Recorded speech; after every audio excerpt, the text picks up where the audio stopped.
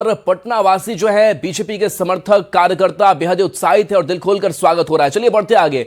नेता प्रतिपक्ष राहुल गांधी ने एक बार फिर से विदेशी धरती से देश की चुनावी प्रक्रिया और चुनावी व्यवस्था पर सवाल खड़े कर दिए हैं। जर्मनी के दौरे पर गए राहुल गांधी ने बर्लिन के कॉलेज में आयोजित कार्यक्रम में कहा कि भारत में लोकतंत्र पर हमला हो रहा है, देश की चुनावी व्यवस्था में गड़बड़ी है। राहुल गांधी ने ईवीएम पर भी सवाल उठाए। उन्होंने उस ब्राजीलियन मॉडल का भी जिक्र किया जिसकी फोटो हरियाणा के वोटर लिस्ट में 22 बार पाई गई है।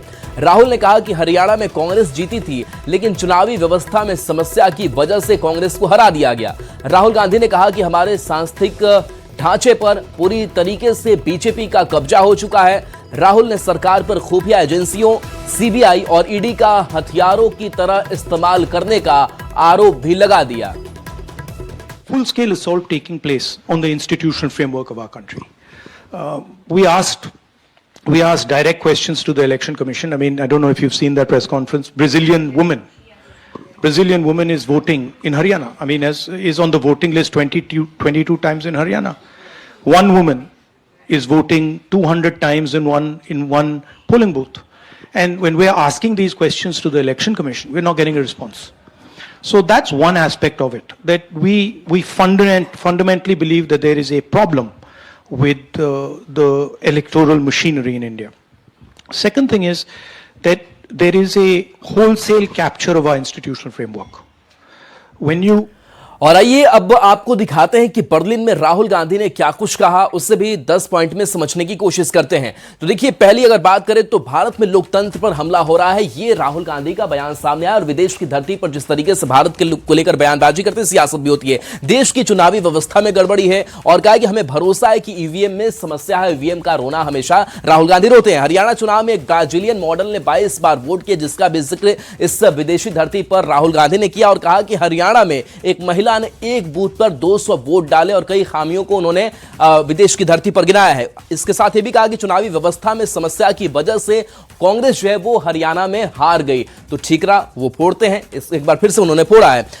लिखा है कि संस्थानिक ढांचे पर पूरी तरीके से जो सरकार है उसकी पाबंदी है। खुफिया एजेंसी और ईडी सीबीआई को लेकर भी कहा है कि हथियारों की तरह इस्तेमाल होता है और धार्मिक ताकत का इस्तेमाल भी किया जाता है। इंडी गठबंधन के सभी नेताओं को आरएसएस से नफरत है। तो ये 10 बड़े मुद्दे और इस बीच एक बयान सामने आया है, वो आपको दिखाते हैं। आदरणीय राहुल गांधी जी अनुभव, योग्यता और संघर्ष के बदौलत नहीं, अनुकंपा पर राजनीति में लीडर ऑफ अपोजिशन उन्होंने पद प्राप्त किया। लेकिन सबसे दुर्भाग्यजनक पक्ष यह है कि अपने परिवार की परंपरा का भी ज्ञान इनको नहीं है।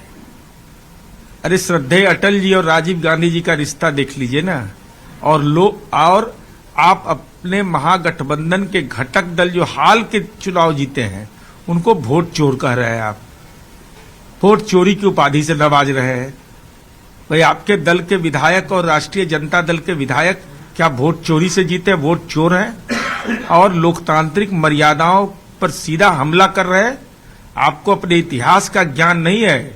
गैर कांग्रेसी सरकार को बर्खास्त करने का कलंक कांग्रेस के मत्थे, सीबीआई को कोर्ट ने तोता कहा, या आपके मत्थे।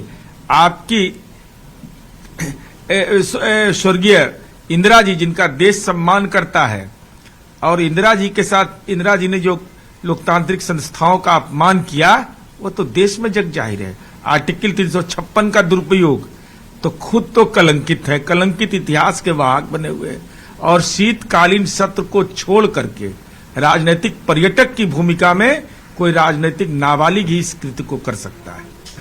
इधर बीजेपी नेताओं ने भी राहुल गांधी पर एक सुर में हमला बोला है। फ्रस्ट्रेटेड है।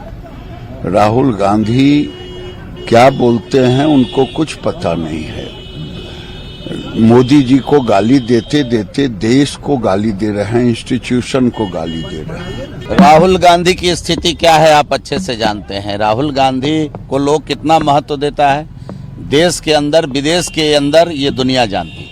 राहुल जी की जो सोच है वह उसी सोच में रहे, हमारे लिए भी अच्छा है। वो अगर हकीकत समझेंगे, अपनी गलतियां सुधारेंगे तो हो सकता है हमें नुकसान हो। वो इसी धोखे में रहें और हमारे लिए अच्छी स्थिति है।